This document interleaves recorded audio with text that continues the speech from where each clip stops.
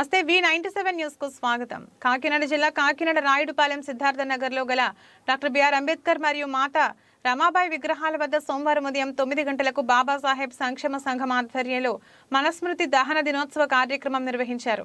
ఈ కార్యక్రమంలో భాగంగా బాబాసాహెబ్ సంక్షేమ సంఘం అధ్యక్షుడు పి రాంప్రసాద్ మాట్లాడుతూ దేశంలో సామాజిక అసమానతలకు మూలం మనువాదమేనని ఆయన స్పష్టం చేశారు. తదుపరి మనుస్మృతి ప్రతులను దహనం చేశారు.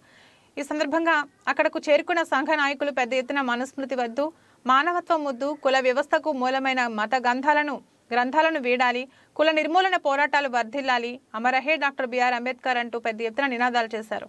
వారు ఈ సందర్భంగా మాట్లాడుతూ 96 ఏళ్ల కిందట 1927వ సంవత్సరం డిసెంబర్ 25న భారత రాజ్యాంగ నిర్మాత డాక్టర్ బిఆర్ అంబేద్కర్ మనుధర్మ శాస్త్రాన్ని దహనం చేశారని కార్యదర్శి శ్రీ బూసి నాగేంద్ర పేర్కొన్నారు. భారత సమాజాన్ని 4 వర్ణాలుగా సూత్రీకరించి వేల కులాలుగా మనుస్మృతి కారణమని కోశాధికారి దడాల వాడపల్లి తెలిపారు.